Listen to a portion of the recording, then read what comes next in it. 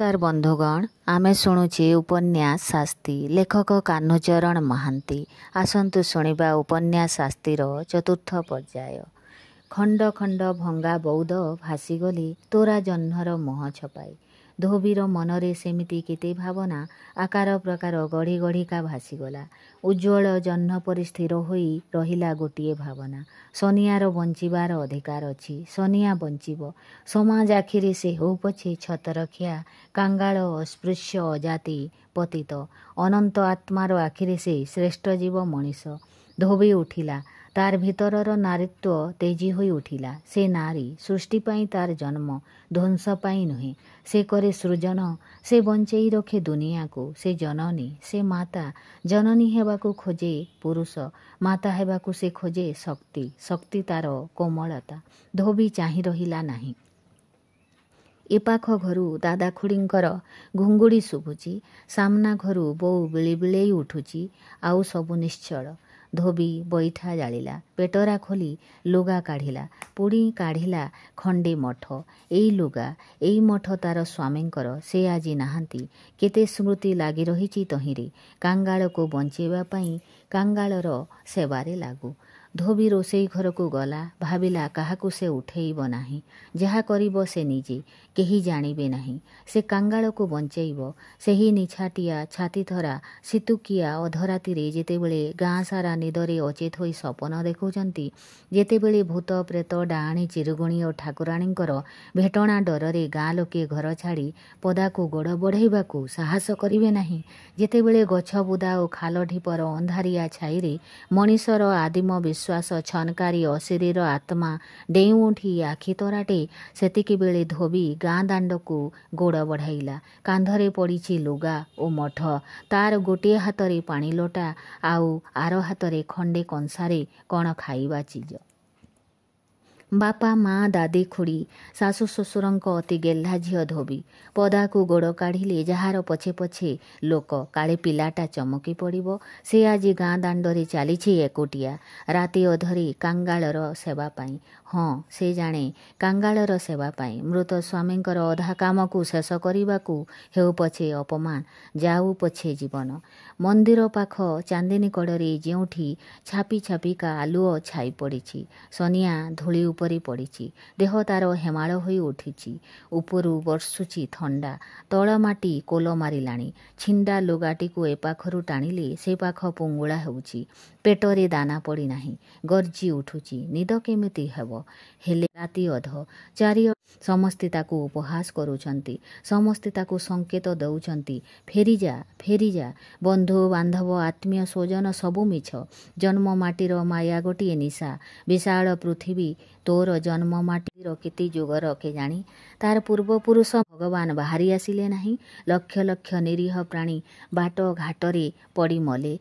कौनसी जीव रक्षा करि पारिले नाही। काहींकी तेबे ए धर्म, काहींकी तेबे एतेकू चाहि रहंती अबा घृणा करंती। सोनियार सेपरी केही नाही। गाँ लोके ताकू देखि मध्य देखि नाहांती, चिन्हि मध्य चिन्हि नाहांती। तार पर उपस्थिति को समस्ते आड़ेई देइछंती, जेपरी से नाही, केबे मध्य नथिला। से अखोजा ओलड़ा अपरिचित, तेबे से आउ बंचिब काहींकी। इ आगरे जेउ पोखरी भरा पानी, तारी छातीरे केते प्राणी तांकर लज्जाकर जीवन लुचाई देइछंती। सोनिया मध्य सेई करिब, सेइया करिब। देहर जंत्रणा आउ सहिब काहींकी। मंदिर आग भंगा मुख शियाळीरे शोइला कुकुर खसखस ହେଲା। गछ उपरू फड़फड़ होई उड़ीगले बादुड़ी। जह्न उपरे भासीगला चलंती मेघ। काया बदलई बदलई अति धीरे शीतल पवन बही आसिला कांकाळर हाड़ थराई। पाख बुदारू झिंकारी गर्जी उठिला झी झी। दूर गछ उपरे निष्प्रभ ज्योतिरिंगण आखि मिटिमिटी करुछंती। समस्ते हेउछंती देउछंती जीवनर सूचना। अनंत कालरू सबु सेमिति बंची रहिछि। ମରିଛନ୍ତି ସମସ୍ତେ, ହଜିଯାଇଛି ସମସ୍ତଙ୍କର ସ୍ଥିତି, କିନ୍ତୁ ହଜି ନାହିଁ ଦୁନିଆ ଉପରେ ସଭିଙ୍କର ସମାବେଶ ସଭା। ସନିଆ ମରିବ, ମରେ ଯେପରି ଗଛର ପତ୍ର, ଦୁନିଆ ଏତେ ଶୀଘ୍ର ମରିବ ନାହିଁ, ବଦଳିବ ନାହିଁ, ଚାଲିଥିବ ଚକାଭଉଁରୀ ଖେଳି ଖେଳିକା। ସନିଆ ପରି ଲକ୍ଷ ଲକ୍ଷ ଜୀବଙ୍କର ଥିଲା ନଥିଲାକୁ ଚାହିଁବାକୁ, ସେ ବିଷୟରେ ଥରେ ଟିକେ ଭାବିବାକୁ ସେ ଅପେକ୍ଷା କରିବ ନାହିଁ। ଚାଲିଥିବ ସେ ଚଳନ୍ତି ପଥରେ। ଜୀବନ ଦୀପ ଯାହାକି ସନିଆର ଅତି କ୍ଷୀଣ ଦରଲିଭା, ତାକୁ ଫୁଙ୍କି ଲିଭାଇ ଦେବାକୁ ବି ତା ଦେହରେ ଶକ୍ତି ନାହିଁ। ଆଗରେ ପୋଖରୀ ଭରା ପାଣି, ଯିବାକୁ ବଳ ପାଉନାହିଁ। ତାର ଦୁର୍ବଳ ମୁଣ୍ଡଟି ଝୁଙ୍କି ପଡ଼ିଲା ଆଗକୁ। ସେ ପୁଣି ମୁଣ୍ଡ ଟେକିଲା, ଦେଖିଲା ପୋଖରୀ କଡ଼ରୁ ତାରି ଆଡ଼କୁ ଚାଲି ଚାଲି ଆସୁଛି କିଏ ଜାଣେ। ମନ୍ଦିର ଆଗ ମୁଖ ଶିଆଳିରେ କୁକୁର ପାଇଁ ସ୍ଥାନ ଅଛି। ସମାଜ ତଡ଼ା ଅଛବ ମଣିଷର ମୁଣ୍ଡ ଗୁଞ୍ଜିବାର ଅଧିକାର ସେଠି ନାହିଁ। ଗରୁଡ଼ ସ୍ତମ୍ଭର ପଛପଟେ ପଥର ଚଟାଣକୁ କାନିରେ ଝାଡ଼ି ଝାଡ଼ି ଧୋବି ପରିଷ୍କାର କଲା। କୁକୁର ଦୁଇଟା ଭାଉଁ ଭାଉଁ ହୋଇ ପଦାକୁ ପଳାଇଲେ। ସେଇଠି ଜହ୍ନ ଆଲୁଅ ଉଜ୍ଜ୍ୱଳ ହୋଇ ପଡ଼ିଥାଏ। ଧୋବି ସନିଆର ହାତ ଧରି ବସାଇଲା। ତାର ଚାଲିବାର ଶକ୍ତି ନଥିଲା ବୋଲି ଧୋବି ତାକୁ ଚାନ୍ଦିନୀ କଡ଼ରୁ ଟେକି ଆଣିଥିଲା। ନିଜ ହାତରେ ସନିଆର କଙ୍କାଳକୁ କାନିରେ ପୋଛି ସଫା ଲୁଗା ପିନ୍ଧାଇଲା। ମଠ ଖଣ୍ଡ ତାର ଦେହରେ ଭଲ କରି ଘୋଡ଼େଇ ଧୋବି ସେଇ କଙ୍କାଳର ଅଲରା ବାଳକୁ ଆଙ୍ଗୁଠିରେ ସଜାଡ଼ି ଦେଲା। ଶିଶୁ ପିଲାକୁ ମା ଅତି ଆଦର ଯତ୍ନରେ ଖୁଆଇଲା ପରି ନିଜ ହାତରେ ସନିଆର ପାଟିରେ ଆଧାର ଦେଲା। ଦିହେଁ ମୂକ ହୋଇଥିଲେ। କଙ୍କାଳ ତାର ଅନ୍ତରାତ୍ମା କୃତଜ୍ଞ ହୋଇଥିଲେ ମଧ୍ୟ ତୁଣ୍ଡବଳ ଦରମଲା ନିଃସହାୟ ସମାଜ ଛଡ଼ା ଅନୁଭବ କରୁଥିଲା। ତାର ଦେହରେ ଦେବତା ଦୁନିଆକୁ ସରସ କରିବାକୁ, ମରଣର ଜଞ୍ଜାଳ ଭରା ସଂସାରରେ ସୁଖ ଆନନ୍ଦରେ ଭେଳିକି ଲଗେଇବାକୁ ଭଗବାନ ସତୁକ ଆଶା ଦୁରସା। ସନେଇ ପରିଡ଼ା ଆଜି ଦୁର୍ଭିକ୍ଷର ଆଁ ଭିତରୁ ଖସି ଆସିଛି। ସମାଜ ତାକୁ କ୍ଷମା ଦେଇ ପାରିନାହିଁ। ସେ ଅଜାତୀୟ ପତିତ, ସେଥିପାଇଁ ସେ ସମାଜରୁ ତଡ଼ା ଖାଇଛି। କେହି ତାକୁ ଆଶ୍ରା ଦେଇ ପାରିନାହାନ୍ତି, ଦେବେ ନାହିଁ। ଯେଉଁ ମାଟିରେ ତାର ଜନ୍ମ ସେଇଠି ସେ ହେବ ପର। ମୁଠାଏ ଖାଇବାକୁ ନ ପାଇ ସମସ୍ତଙ୍କ ମଝିରେ ଗାଁ ଦାଣ୍ଡରେ ସେ ମରି ଶୋଇବ। ନିଜ ଭାବନାରେ ନିଜେ ଚମକି ଉଠିଲା ଧୋବି। ନା ନା, ମୁଠିଏ ଭାତ ପାଇଁ ସନେଇ ପରିଡ଼ା ଗାଁ ଦାଣ୍ଡରେ ପଡ଼ି ମରିବ ନାହିଁ। ସେ ଏହା କେବେ କରାଇ ଦେବ ନାହିଁ। ପେଟ ବିକଳରେ ବନେଇ ପରିଡ଼ା କେଇ ଗଉଣି ଧାନ ପାଇଁ ସବୁ ସମ୍ପତ୍ତି ତାର ବାପାଙ୍କୁ ଦେଇ ଗାଁ ଛାଡ଼ିଥିଲେ। କିନ୍ତୁ ସେଦିନ ମଧ୍ୟ ସେ ଆସିଥିଲେ ବାକି 3 ମାଡ଼ ଜମି ବିକ୍ରି କରିବାକୁ। ସନେଇ ପରିଡ଼ା ଦାଣ୍ଡର ଭିକାରୀ ନୁହେଁ, ସେ ଅନ୍ତତଃ 3 ମାଣ ଜମିର ମାଲିକ, ଯେଉଁ ଜମିରେ ବନେଇ ପରିଡ଼ାଏ ସୁନା ଫଳାଇଥିଲେ। ଧୋବିର ମନେ ପଡ଼ିଲା କେଇଦିନ ତଳର କଥା।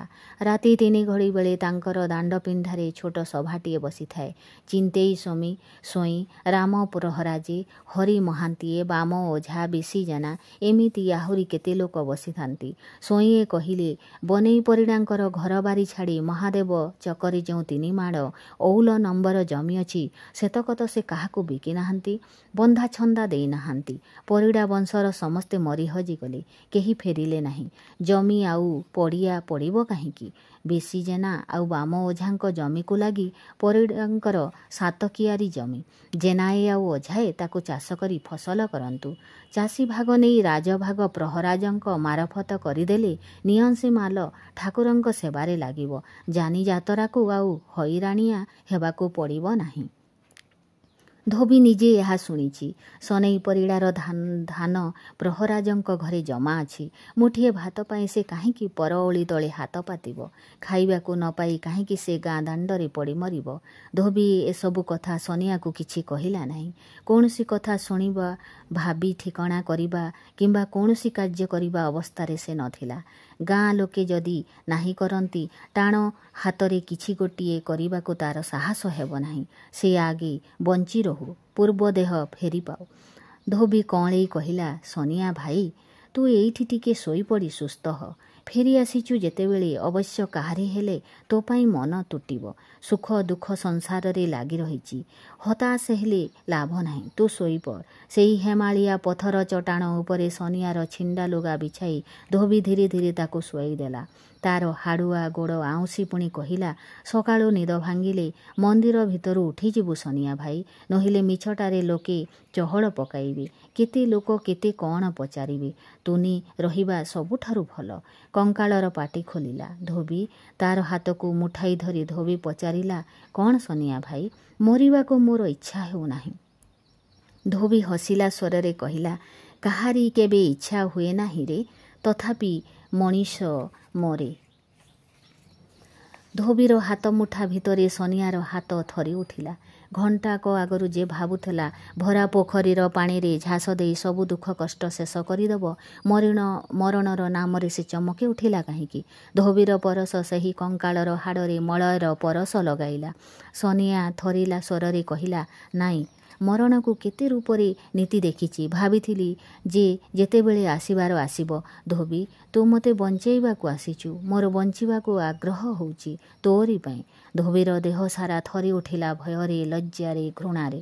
ମରଣମୁଖ ପ୍ରେତର ପୁଣି ଭଲ ପାଇବାର ବାସନା ଥାଏ। କାଙ୍ଗାଳର କଙ୍କାଳ ହାଡ଼ ଭିତରେ ଖୋଜେ ପ୍ରେମ ଉତ୍ତେଜନାର ବିଜୁଳି। ଅଛୁଆଁ ସମାଜ ଛଡ଼ା ପତିତର ଆଶା ହୁଏ ବଞ୍ଚିବାକୁ ସୁଖ ଆନନ୍ଦ ପାଇଁ। ଧୋବି ସନିଆର ହାତ ଛାଡ଼ିଲା। ବିଜୁଳି ପରି ଖେଳିଗଲା ତାର ମନ ଭିତରେ ଭାବନା। ମଲା ସ୍ୱାମୀ ଓ ଶ୍ୱଶୁରଙ୍କର ଅଧା କାମ ପୂରା କରିବାକୁ, କାଙ୍ଗାଳକୁ ବଞ୍ଚେଇବାକୁ ସିନା ରାତି ଅଧରେ ଏକୁଟିଆ ସେ ଧାଇଁ ଆସିଥିଲା। କାଙ୍ଗାଳ ମୁହଁରୁ ଏପରି କଥା ଶୁଣିବାକୁ ତ ସେ ଧାଇଁ ଆସିନଥିଲା। କିନ୍ତୁ କେତେ କେତେ କାଙ୍ଗାଳ ଏଇ ଗାଁ ଦାଣ୍ଡରେ ଛାତି ଉପରେ ଘୁଷୁରି ଘୁଷୁରି ମଶାଣି ଭିତରକୁ ଆଗେଇ ଯାଇଛନ୍ତି। ସ୍ୱାମୀ ମରଣର ଦୁଃଖରେ ଦିନରାତି କାନ୍ଦି କାନ୍ଦି ତାର ବେଳ କଟୁଥିଲା। ସେତେବେଳେ ସ୍ୱାମୀଙ୍କର ଅଧା କାମ ଶେଷ କରିବାକୁ ପ୍ରାଣ ଡାକି ନଥିଲା।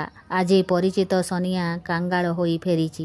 ଶୁଣିଛି ପୁଣି ତାର ମନ ବଦଳିଲା କାହିଁକି? ଧୋବିର ମନ ଭିତରୁ ଉଠିଲା କୋହ। ସେ ଭୁଲ କରିଛି, ସେ ଅନ୍ୟାୟ କରିଛି। ସେ ପୁରରେ ଅଛନ୍ତି ତାର ସ୍ୱାମୀ ଦେବତା, ଯାହାଙ୍କ ଆଖିକୁ ସବୁ କଥା, ମନ ଗହନର ପ୍ରତି ଭାବନା ଜଳ ଜଳ ହୋଇ ଦେଖାଯାଉଥିବ। ସେ କିଛି ଲୁଚାଇ ପାରିବ ନାହିଁ, ପ୍ରତାରଣା କରିପାରିବ ନାହିଁ। ସେ ଜାଣେ ସନିଆ କାଙ୍ଗାଳ ବୋଲି। ତାକୁ ବଞ୍ଚେଇବାକୁ ସେ ଧାଇଁ ଆସି ନାହିଁ। ସେ ଆସିଛି କାଙ୍ଗାଳ ସନିଆ ବୋଲି। ସେ ଅସ୍ଥିରତା ବୋଧ କଲା। ନିଜର ଭାବନା ନିଜକୁ ଖରାପ ଲାଗିଲା। ଦୁନିଆ ଆଖିରେ ସେ ଧରା ନ ପଡ଼ିଲେ ବି ନିଜ ପାଖରେ ସେ ନିଜେ ଧରା ପଡ଼ିଯାଇଛି। ନିଶା ଗର୍ଜୁଥାଏ। ଧୋବି ଫେରିଲା। ଘର ଆଗରେ କାହାର ଛାୟା ମୂର୍ତ୍ତି ଛପିଯାଇ ସେ ସନେଇ ନିଜକୁ ଭୁଲିଗଲା। ଧୋବି ମୁହଁ ଖୋଲିଲା। କେମିତି ଅଛୁରେ ସନିଆ ଭାଇ? ସନିଆ ଉତ୍ତର ଦେଲା, ପରର ଯାଚିଲା ଭାତ ଖାଇ ବଞ୍ଚି ରହିଛି ଲୋ। ଧୋବି କହିଲା, ପରର ନୁହେଁ, ତୋର ନିଜର। ଆଉ କ'ଣ କହିବାକୁ ହେଉଥିଲା। ଟିମି ଆଡ଼କୁ ଦର ହସିଲା ମୁହଁରେ ଚାହିଁ କଥା ବୁଲାଇ କହିଲା, ବେଶ ତ ଗୋଲଗାଲ ହୋଇ ଆସିଲୁଣି। ଏଥର ପରର ହାତକୁ ଚାହିଁ ରହିବୁ କାହିଁକି? ନିଜେ ହାତ ହଲେଇଲେ ତୋର ପେଟ ଉପୋଷ ରହିବ ନାହିଁ। ବାପା ଅଜାଙ୍କର ଘର ଡିଅ ଓ ବାରି ଅରମା ହୋଇପଡ଼ିଛି। ସବୁଦିନ ସଞ୍ଜରେ ଶିବ ମନ୍ଦିରରୁ ଫେରିଲା ବେଳେ ସେଇ ଅରମା ଡିଅ ଆଉ ଖଣ୍ଡିଆ କାନ୍ଥ ଆଡ଼କୁ ଚାହିଁ ଚାହିଁ ଆସେ। ଖରାପ ଲାଗେ। ସନିଆ ଭାଇ, ଗଛ ମୂଳେ ପର ଓଳି ତଳେ ରାତିରେ ଶୋଇଛୁ କାହିଁକି? ମଗାଯଚା କରି ଆମ୍ବ ଡିମିରିରେ ଚାଳି ଖଣ୍ଡେ ଉଠେଇ ଦେ, ସେଇଠି ରହ। ସନିଆ କହିଲା, ସେଇ ଖଣ୍ଡିଆ ଡିହକୁ ଚାହିଁଲେ କେମିତି ହତାଶିଆ ଲାଗୁଛି। ତା ଭିତରକୁ ଗୋଡ଼ ବଢ଼ାଇଲେ ଯେମିତି କିଏ ମାରି ଗୋଡ଼ାଉଛି। ମନ ହେଉଛି ସବୁ ଛାଡ଼ି ଏକାମୁହାଁ ହୋଇ ଗାଁରୁ ପଳେଇବି। ଯୁଆଡ଼କୁ ମନ ଟାଣିବ ଗୋଡ଼ ଚାଲିବ। ଯେଉଁମାନଙ୍କୁ ନେଇ ଘର ସଂସାର, ସେମାନେ କେଉଁଠି ରହିଲେ? ଏତିକିବେଳେ ଟିମି ମୁହଁ ଖୋଲିଲା। କାହିଁକି? ତୋ ଭଉଣୀ ପୁନି ଧୋବି ଅପାର କୋଠିଆ ବାଉରି ଟୋକାକୁ ବାହା ହୋଇ ଦୁର୍ଗାପୁରରେ ଅଛି। ସେମିତି ହାଉଲେ ହାଉଲେ ଆଉମାନଙ୍କର ଖବର ପାଇବୁ ଯେ। ସନିଆ କହିଲା, ଆଲୋ ଟିମି, ଏମିତି ହୁଏତ କେତେ ଖବର ପାଇବି। ତୋରି ଭଳି ଆଉ 5 ଜଣ କାନ୍ଥକୁ ବାଡ଼କୁ ଦେଖେଇ ଥଟ୍ଟା ତାମସା କରିବେ, ଅପମାନ ଦେବେ। କାହାରି କଥାକୁ ମୋର ଛଅକ ନାହିଁ। କାହାରି ଉପରେ ମୋର ରାଗ ଅଭିମାନ ନାହିଁ। ଭଗବାନ ଯାହାକୁ ଭଗବାନ ଯାହାକୁ ଦଣ୍ଡ ଦେଇଛନ୍ତି, ସେ କାହିଁକି ପରର ଦୋଷ ଦେବ? ତା ପକ୍ଷରେ ଉଚିତ ହେଉଛି ଚିହ୍ନା ଲୋକଙ୍କ ପାଖରୁ ଦୂରେଇ ଯିବା। ଧୋବି କହିଲା, ଚିହ୍ନା ଲୋକ ଟାପରା କରନ୍ତୁ ପଛେ ତାଙ୍କରି ମନ ତୁଟିବ। କେହି ହେଲେ ଜଣେ ଆହା ବୋଲି କହିବ। ସନିଆ ଭାଇ, ତୋ ବାଇଆ ବୁଦ୍ଧି ଛାଡ଼।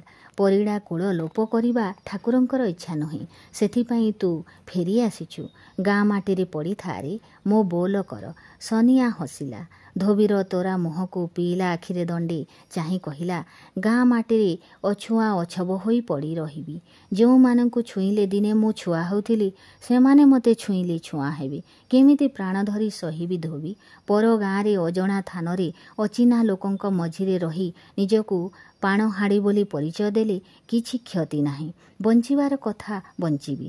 ଘୃଣାରେ ଫୁଲି ଉଠିଲା ଧୋବିର ନାକପୁଡ଼ା। ଟିମି ଆଡ଼କୁ ମୁହଁ ଫେରାଇ କହିଲା, ଚାଲ ଲୋ, ଯାହାକୁ ଯାହା ବୁଦ୍ଧି ଦିଶିବ ସେ କରିବ। ଆମର କି ଥାଏ? ଦିହେଁ ଚାଲିଗଲେ। ଥରେ ହେଇ କେହି ମୁହଁ ବୁଲେଇ ଚାହିଁଲେ ନାହିଁ।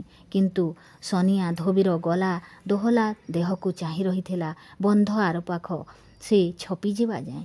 ଦୁର୍ଗାପୁର ନିତେଇ ନାୟକଙ୍କ ଘର। ଏତେ ବଡ଼ ଘର ଖାଁ ଖାଁ ଲାଗୁଛି। ଜିତେଇ ନାୟକ ସେ ନିତେଇ ନାୟକଙ୍କର ମରଣ ପରେ ଯେତେବେଳେ ଚିନ୍ତେଇ ସ୍ୱାଇଁ ବିଧବା ଝିଅ ଧୋବିକୁ ନିଜ ଘରକୁ ନେଇଗଲେ, ନାୟକ ଘରେ ତାଲା ପଡ଼ିଲା। ଅମାରରେ ଧାନକୁ ଜଗିବା ପାଇଁ ବିଷ୍ଣୁପୁରରୁ ଲୋକ ଆସିଲେ। ଅନଛତ୍ର ମଧ୍ୟ ବନ୍ଦ ହେଲା। ଗାଡ଼ି ଗାଡ଼ି ହୋଇ ଧାନ ବିଷ୍ଣୁପୁର ସ୍ୱାଇଁଙ୍କ ଅମାରକୁ ବୁହା ଲାଗିଲା। କାଙ୍ଗାଳମାନେ ହତାଶ ହୋଇ ଯିଏ ଯୁଆଡ଼େ ପ୍ରାଣ ବିକଳରେ ପଳାଇଲେ। ଯେଉଁମାନଙ୍କର ଯିବାର ଶକ୍ତି ନଥିଲା ସେମାନେ ବାଟରେ ଘାଟରେ ପଡ଼ି ମଲେ। ଜିତେଇ ନାୟକ ବଞ୍ଚିଥିବା ଯାଏଁ ଦୁର୍ଗାପୁରରୁ ଜଣକୁ ହେଲେ ଗାଁ ଛାଡ଼ିବାକୁ ଦେଇ ନଥିଲେ। ଲୋକଲଜ୍ଜାକୁ ଡରି କାଳେ କିଏ ମାଗିବାକୁ ଆସିବ ନାହିଁ, ସେହି ଚିନ୍ତାରେ ସେ ନିଜେ ଘର ଘର ବୁଲି ଲୋକଙ୍କର ହାନି ଲାଭ ବୁଝୁଥିଲେ। ମାଗିବା ଆଗରୁ ସେ ନିଜେ ନେଇ ଧାନ ଚାଉଳ ଦେଇ ଆସୁଥିଲେ। ଭାବୁଥିଲେ ପ୍ରଥମରୁ ଲୋଭ ଛାଡ଼ି ଯଦି ସେ ଏଇଆ କରିଥାନ୍ତେ, ହତାଶ ହୋଇ ଗାଁରୁ ଅଧେ ଲୋକ ଛତରରେ ପଶି ନଥାନ୍ତେ। ବଡ଼ ଡେରିରେ ତାଙ୍କର ମୋହ ଭାଙ୍ଗିଲା। ସେ ବୁଝିଲେ ଧାନ ଚାଉଳ ଯଦି ସେ ସଞ୍ଚିରଲେ ଲୋକଙ୍କୁ ସେ ନ ଦେଇ ସମ୍ପତ୍ତି ବଢ଼ାଇବାର ପଣ କରନ୍ତି, ତେବେ ଗାଁରେ ଆଉ କେହି ରହିବେ ନାହିଁ। ପୂର୍ବପୁରୁଷଙ୍କର କଲ୍ୟାଣରୁ ସେ ଏତେ ସମ୍ପତ୍ତିର ମାଲିକ ହୋଇଛନ୍ତି। ଏତେ ଧାନ ପାଖରେ ଜମାଇ ରଖିଛନ୍ତି ବୋଲି ଗାଁ ଲୋକଙ୍କୁ ଡହଳ ବିକଳ କରି ମାରିବେ ନାହିଁ। ପୁଅକୁ ବାହା କରି ଲକ୍ଷ୍ମୀ ପ୍ରତିମା ବୋହୂ ଘରକୁ ଆଣି ତାଙ୍କର ଦୁଇ ହାତ ଖୋଲି ଯାଇଥିଲା। ଲୋକେ ଧନ୍ୟ ଧନ୍ୟ କହିଲେ, ପ୍ରଶଂସା କଲେ। ଯେତେବେଳେ ସୁଦ୍ଧା ଲକ୍ଷ୍ମୀ ଭଣ୍ଡାର ସରିଲା ନାହିଁ, ଯେତେବେଳେ ନାୟକ ବଂଶର ସର୍ବନାଶ ହେଲା, ଆଉ ଗାଁ ଲୋକଙ୍କର ଆପତ୍ତି ଅଭିଯୋଗ ନ ଶୁଣି ବିଷ୍ଣୁପୁରକୁ ଧାନ ବୁହା ଲାଗିଲା, ପର ଗାଁର କାଙ୍ଗାଳଙ୍କ ସଙ୍ଗେ ଦୁର୍ଗାପୁରର ଲୋକେ ମଧ୍ୟ ଛତରକୁ ବାହାରି ପଡ଼ିଲେ। ଆଉ ଉପାୟ କ'ଣ ଅଛି? କ୍ଷମତାପନ୍ନ କାରପଟଦାର ଓ ତହସିଲଦାର ହରି ମହାନ୍ତିଏ ସାକ୍ଷାତ ଯମ। ମୁଣ୍ଡରେ ଚୁଟି, ବେକରେ ଘାଗଡ଼ା ତୁଳସୀ ମାଳି ଓ କପାଳରେ ଚନ୍ଦନ ଚିତା ଥିଲେ ମଧ୍ୟ ସେ ତୁଟିବାର ଲୋକ ନୁହନ୍ତି। ଦୁର୍ଗାପୁରର ଭୋକିଲା ଲୋକେ ଯେତେବେଳେ କରପତ୍ର ଯୋଡ଼ି ତାଙ୍କ ଆଗରେ ଠିଆ ହୁଅନ୍ତି, ସେ କଅଁଳେଇ କହନ୍ତି, ଆରେ ବାପ, ମୁଁ କ'ଣ କରିବି? ମୋର କି ଚାରା ଅଛି? ଚାକର ଲୋକ ମୁଁ, ବିଧବାର ଲୁଣ ଖାଉଛି, କେମିତି କାହାକୁ ଦେବି? ଚିନ୍ତେଇ ସ୍ୱାଇଁଙ୍କ ପାଖକୁ ତୁମେ ଯାଅ। ଲୋକେ ଚିନ୍ତେଇ ସ୍ୱାଇଁଙ୍କ ପାଖକୁ ଯାଇ ଠିକ୍ ଏମିତିଆ ଚିକ୍କଣ କଥା ଶୁଣି ଫେରିଥିଲେ। ନାୟକ ବଂଶର ଯେ ଥିଲେ ଲକ୍ଷ୍ମୀ, ସେ ବିଛଣାରୁ ଉଠୁନାହାନ୍ତି। ଦୁଃଖ ଜଣାଣ କରିବେ କାହା ପାଖରେ? ହତାଶ ହୋଇ ଫେରିଲେ। ହରି ମହାନ୍ତିଏ ସେଇଠି ତାଙ୍କର ଦୟାର ମୁଣି ଝାଡ଼ିଦେଲେ। ଲୋକଙ୍କର ଦୁଃଖ ସହି ନ ପାରି ଗୋପନରେ ଗଚ୍ଛିତ ଧାନର କେତେ ଅଂଶ ମହତ ଥିଲା ଲୋକଙ୍କୁ ଦେଲେ। ଜମି ବାଡ଼ି ଘର ଢିଅ ବନ୍ଧା ରଖି ଅବା ଖରିଦ କରି କିଛି ନ ହେଲା ବେଳକୁ ସାଦା କାଗଜରେ ଟିପ ଚିହ୍ନ ନେଇ ମାଛ ଦରରେ ପରର ଜମି ଖରିଦ କଲେ। ବିଧବାର ଧନ ଭୋକିଲାଙ୍କ ତୁଣ୍ଡରେ ଦେଇ ଧର୍ମ ଅର୍ଜିଲେ। ଧୋବି ସମ୍ପତ୍ତି ବାଡ଼ିର ଖବର କିଛି ଜାଣେ ନାହିଁ। ସେ ବିଷୟରେ କେବେ ସେ ଭାବେ ନାହିଁ। ବେଳେବେଳେ ହରି ମହାନ୍ତିଏ କେତେ କ'ଣ କାଗଜପତ୍ର ନେଇ ପାଖରେ ପହଞ୍ଚନ୍ତି। ଚିନ୍ତେଇ ସ୍ୱାଇଁ ସେସବୁ ଦେଖାଶୁଣା କରି ଝିଅକୁ ଡକାଇ ପଠାନ୍ତି। ହରି ମହାନ୍ତିଏ ଯେଉଁଠି ଆଙ୍ଗୁଠି ଦେଖାନ୍ତି, ଧୋବି ସେଇଠି ତାର ନାମ ଲେଖି ଚାଲିଆସେ। ସେ ଜାଣେ କାଗଜରେ ଦସ୍ତଖତ କଲେ ଜମି ଜମିଦାରୀ ଚଳେ। ଚଳୁ ନ ଚଳୁ ତାର ସେଥିରେ ଥାଏ କ'ଣ? କିଏ ଭୋଗ କରିବ ସେ ସମ୍ପତ୍ତି? ତାକୁ ମୁଠାଏ ଖାଇବାକୁ ମିଳିଲେ ହେଲା। ନିଅଁ ସେ ସମ୍ପତ୍ତି ରହୁ ଅବା ପୋଡ଼ି ଜଳି ଯାଉ। ଯେଉଁମାନେ ଏତେ ସମ୍ପତ୍ତି ଭେଇଥିଲେ, ଯେଉଁମାନେ ସେ ସମ୍ପତ୍ତିକୁ ମୋର କହି ଭୋଗ କରିବାକୁ ଆଣ୍ଟ ବାନ୍ଧିଥିଲେ, ସେମାନେ ଆଜି ନାହାନ୍ତି। ଆଉ ଯେଉଁମାନେ ମୋର ହୋଇ ଗରିବର ଲହୁ ଶୋଷି ଶୋଷି ଜାଲ ଜାଲିଆତି ଫିସାଦି କରି ସମ୍ପତ୍ତି ଭେଉଛନ୍ତି, 2 ଦିନ ପାଇଁ ଛାତି ଫୁଲାଇ ଚାଲୁଛନ୍ତି, ସେମାନେ କାଲି କେଉଁଠି ରହିବେ? ଧୋବିକୁ ହସ ମାଡ଼େ। ହରି ମହାନ୍ତିଙ୍କ ଉପରେ ଚିନ୍ତେଇ ସ୍ୱାଇଁଙ୍କର ପ୍ରଗାଢ଼ ବିଶ୍ୱାସ। ତାଙ୍କର ଧାରଣା ମହାନ୍ତିଏ ସଚ୍ଚୋଟ ଲୋକ। ସତ ଛଡ଼ା ମିଛକୁ ଯିବେ ନାହିଁ। ଅନ୍ୟାୟର ପାଖରେ ପଶିବେ ନାହିଁ। ତାଙ୍କର କାଗଜପତ୍ର ସବୁବେଳେ ଦୋରସ୍ତ। ଚିନ୍ତେଇ ସ୍ୱାଇଁ ସେହି ବିଶ୍ୱାସରେ ନିଶ୍ଚିନ୍ତ ରହନ୍ତି। ହରି ମହାନ୍ତିଙ୍କ କାଗଜପତ୍ର ଓଲଟେଇବାକୁ ତାଙ୍କୁ ସରମ ଲାଗେ, ସଙ୍କୋଚ ଲାଗେ। ଚିନ୍ତେଇ କେବେ ଦୁର୍ଗାପୁର ଗଲେ ଦିନେ ଓଳିଏ ରହି ଚାଲି ଆସନ୍ତି। ଭାବନ୍ତି ସବୁ କାମ ଶୃଙ୍ଖଳାରେ ଚାଲିଛି। ଚାକର କୋଠିଆ ଗାଈ ବଳଦ ବାରି ବଗିଚା ସବୁଥିକୁ ମହାନ୍ତିଙ୍କର ଆଖି। ସେ ଖୁସି ହୋଇ ଫେରନ୍ତି। କାମ ବଳେଇବାରୁ ହରି ମହାନ୍ତି ନିଜର ଭଣଜା ନଦିଆକୁ ଆଣି ପାଖରେ ରଖିଛନ୍ତି। 15 ବର୍ଷର ସୁନ୍ଦର ସବଳ ଟୋକା ସେ। ମାମୁଁଙ୍କଠୁ ଆହୁରି ବୁଦ୍ଧିଆ, ଆହୁରି ଫିସାଦିଆ ପଡ଼ିବ। ବର୍ତ୍ତମାନ ତାଲିମ ହେଉଛି, ଶିକ୍ଷାନବିଶ। ମହାନ୍ତିଏ ତା ଉପରେ ସନ୍ତୁଷ୍ଟ। ଗାଁ ଲୋକେ ଜଣ ଜଣ ହୋଇ ହାଡ଼ କେଇ ଖଣ୍ଡି ନେଇ ଦୁର୍ଗାପୁରକୁ ଫେରି ଆସିଲେ।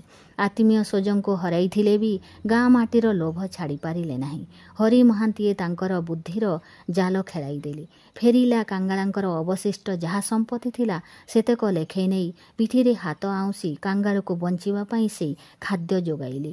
କାଙ୍ଗାଳ ପ୍ରାଣ ପାଇ ମଣିଷ ରୂପରେ ଠିଆ ହେଲା। ସେ ଦେଖିଲା ତାର ସର୍ବସ୍ୱ ଯାଇଛି। ମୁଣ୍ଡ ଗୁଞ୍ଜିବାକୁ ଛପର ନାହିଁ। ବିଲ ମାଟି ହାଇଡ଼ରେ ଲଦି ପେଟ ପୋଷିବାକୁ ଜମି ନାହିଁ। ସଂସାର ତାକୁ ଶୂନ୍ୟ ଦିଶିଲା। କ'ଣ କରିବ?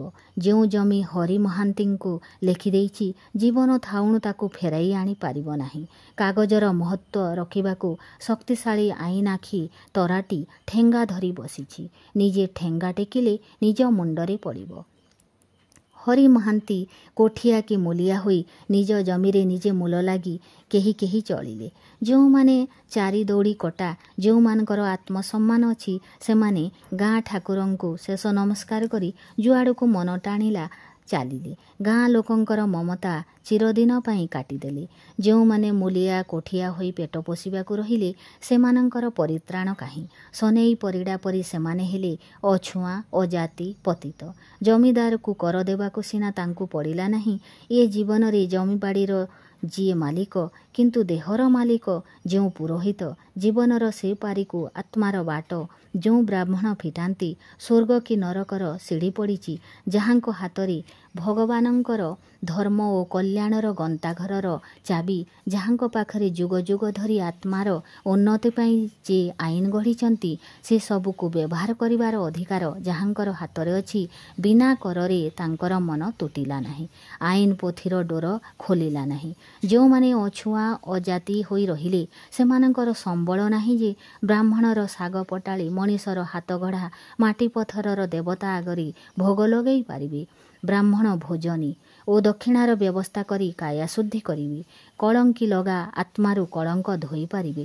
ଭବିଷ୍ୟତରେ ଏସବୁ କରିବା ବାସନାରେ ଅଜାତି ମୂଲିଆ ମାଟି ତାଡ଼ିଲା। ଦେହରୁ ପୋଷ ପୋଷ ଝାଳ ନିଗାଡ଼ି ଦେଲା ମାଟି ଉପରେ। ପେଟକୁ ଖେଣ୍ଟି ଧନ ସଞ୍ଚିବାରେ ମନ ଦେଲା। ଫେରନ୍ତା କାଙ୍ଗାଳ ମୂଲ ଲାଗି ପେଟ ପୋଷିଲା। ରକ୍ତ ନିଗାଡ଼ି ତୋଇଲା ତାଡ଼ି ପଥର ଭାଙ୍ଗି ଜମି କରିଥିଲା ଯିଏ, ସେ ପୁଣି ରକ୍ତ ନିଗାଡ଼ିଲା ସେହି ଜମି ଉପରେ ପର ପାଇଁ। ବେଶୀ ଧନ ଅଳ୍ପ ଧନକୁ ପାଖକୁ ଓଟାରି ନେଲା। ବେଶୀ ଜମିର ଆକର୍ଷଣରେ ଅଳ୍ପ ଜମି ଟାଣି ଟାଣି ହୋଇ ଲାଗିଗଲା ତା ଦେହରେ, ମିଶି ଏକାକାର ହେଲା। ଝରଣାର ପାଣି ଟାଣି ହୋଇ ଆସେ ଯେପରି ନଦୀ ଆଡ଼କୁ, ଆଉ ନଦୀ ଅସ୍ତବ୍ୟସ୍ତ ହୋଇ ଲଙ୍ଗଳା ମୁକୁଳା ହୋଇ ଧାଏଁ ଦରିଆକୁ। ମୂଲିଆ ହେଉ ଅଜାତି ଅଛୁଆଁ ହେଉ, ଦେହ ଭିତରେ ସୃଜନୀ ନିଆଁ ତ ଲିଭିଲା ନାହିଁ। ମଣିଷ ମାଂସର ଲୋଭ ତ କମିଲା ନାହିଁ, ବରଂ ବଢ଼ିଲା। ସୃଜନୀ ଶକ୍ତି ଦେଲା ଇଙ୍ଗିତ। ଶୃଙ୍ଖଳା ନାହିଁ ସମାଜରେ। ଯେତେବେଳେ ଧର୍ମ ଓ ସମାଜ ଛଡ଼ା ସ୍ତ୍ରୀ ପୁରୁଷ ଏକାଠି ହେଲେ ମିଳନର ଆକାଂକ୍ଷା ବଢ଼ିଲା। ସୃଜନ ପ୍ରେରଣାର ହାତଗଢ଼ା ଠାକୁରର ଡର। ମନଗଢ଼ା ନୀତିଶିକ୍ଷା ପଛେଇ ରହିଲା।